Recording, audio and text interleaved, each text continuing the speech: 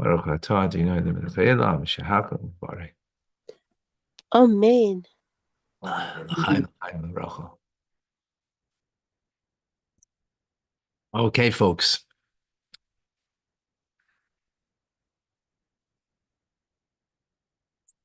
So, in the Maimer and the Hasidic discourse, the entire purpose of the concealment of godliness, which is the idea of the setting of the sun, is only in order to enable us to choose life. That we can choose to serve God and to know that the darkness that we're encountering is the Sitr Acher, the Klipa that we're encountering, that there is a spark of holiness. It's hidden, it's concealed in the public domain, in the Shuk, in the Tarmadoi, in the individual who is a rebeller or in the rebellion. And the whole point is that we recognize that and deal with it in a way that we take the spark of holiness that's concealed, imprisoned, and elevate it through our service of Hashem. Now, this is the teachings that we learned actually in Tanya,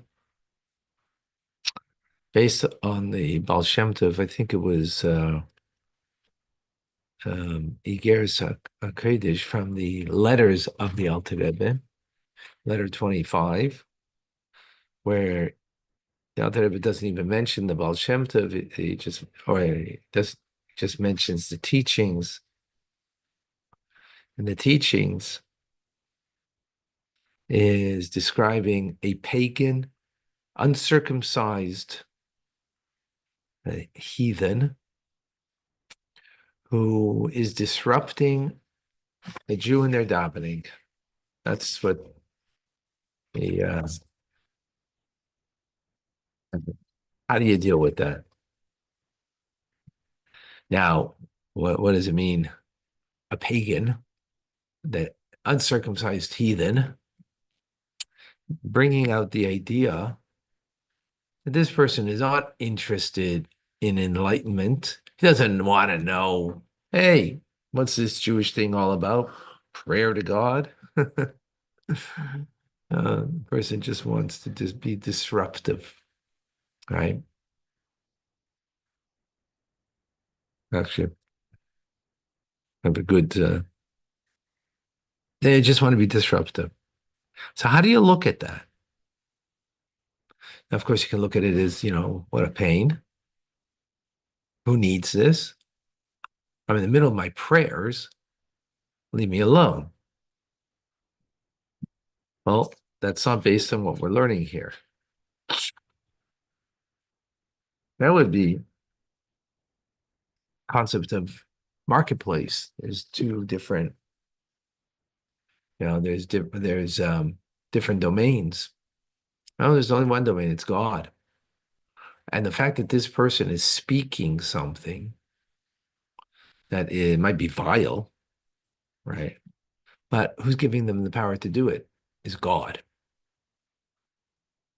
God's giving the power to this person to act the way they're acting right now.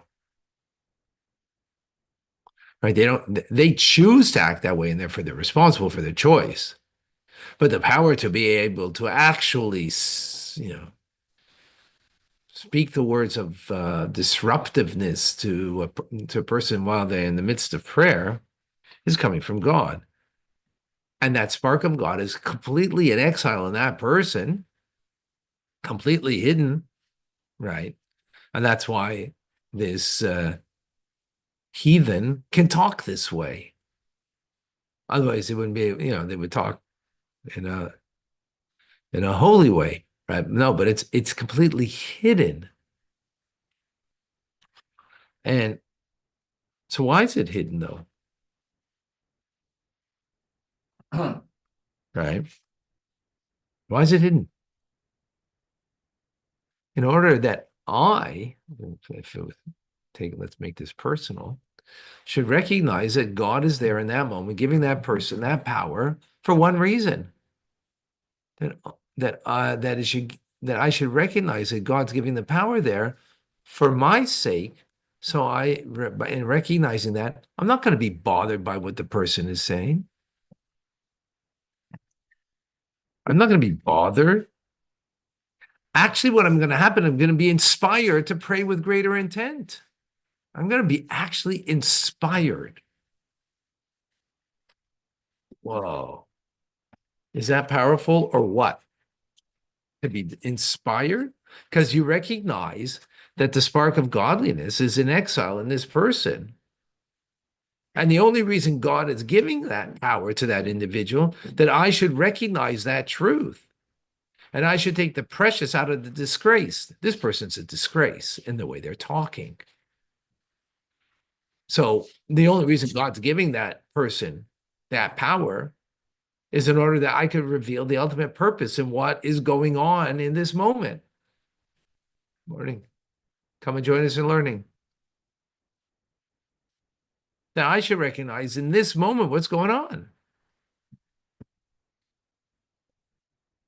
And what's going on is God is giving that power to that individual to come. God is giving the power to that individual to be disruptive.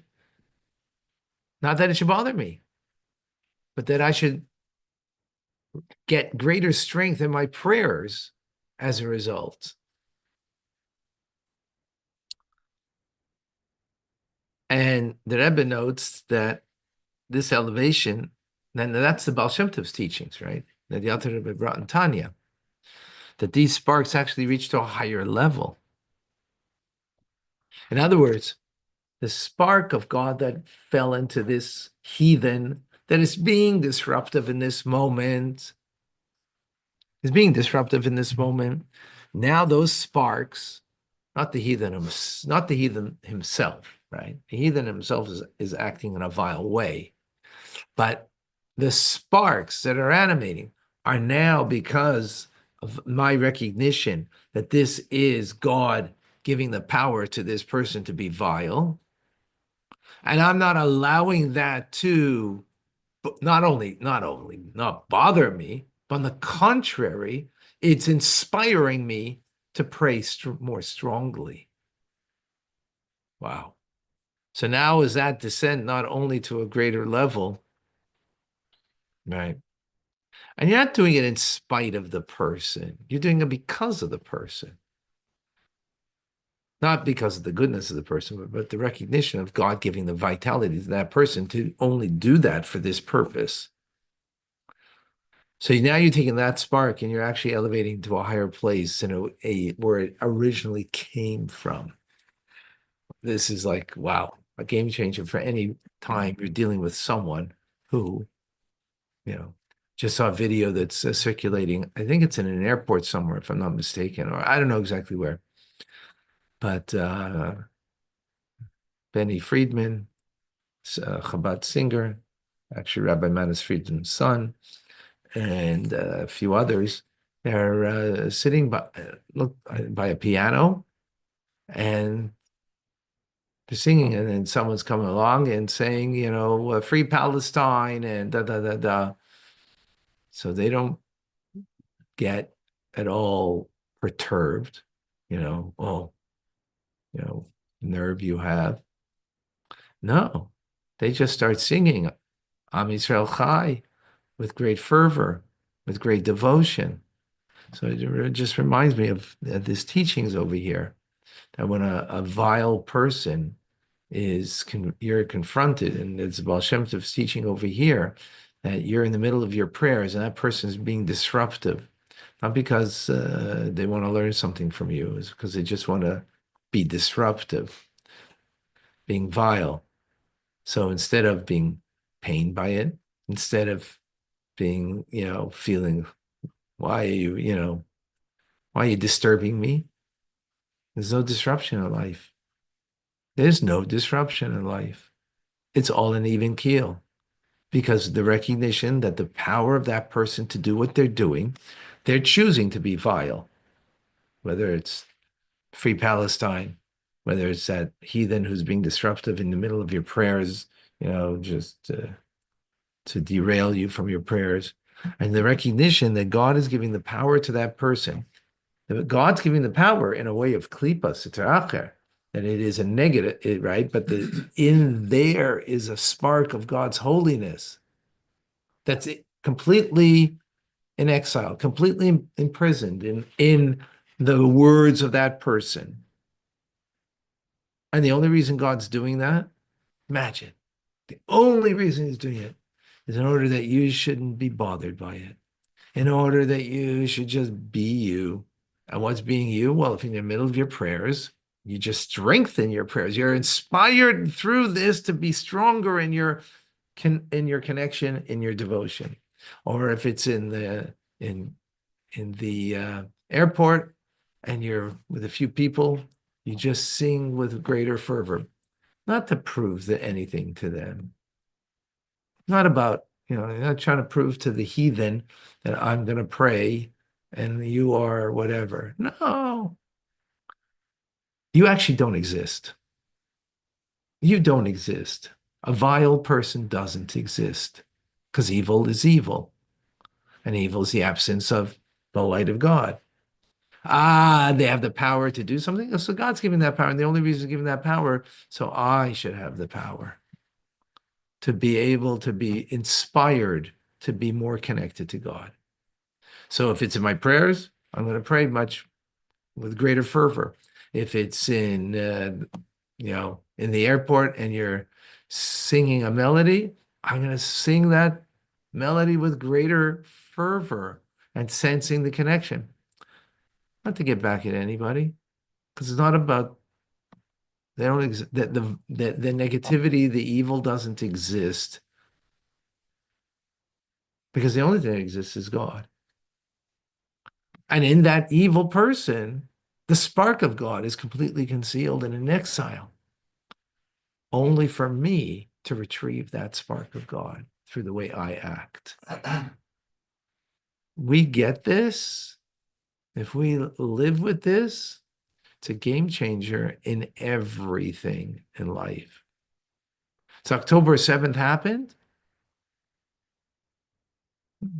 Not that we become a victim of it. Not that we become down because of it. Pained, yes. Pain because of the loss of innocent life, yes. Right? That, yes, pain for that, absolutely. But at the same time, inspired to be more connected to God and to do what you got to do. And when it comes to prayer, you don't pay attention to the vile person who's trying to interrupt you. Right? Now, if someone's interrupting you because they please show me what page to be on, that's a different story. That's that's a person wants to learn. But someone who doesn't want to learn, who just wants to, be disruptive, they don't exist. So the same thing is October 7th, the evil doesn't exist. How does it not exist? Well, for the soldier, it doesn't exist because I have a duty to eradicate it. That's my duty. It's not because, oh, you exist and you're evil and therefore, no. I have a duty to get rid of this darkness. That's it. That's what my job is. And we who are not in the front lines have a duty in our prayers to help to eradicate the evil. Now, the best way to eradicate evil, if evil recognizes itself and transforms itself. And if it doesn't, so at least to give the power to those who are in the front lines to, destroy the evil so that ultimately the light of God will only shine. That's what's happening. All right, folks. heavy duty stuff.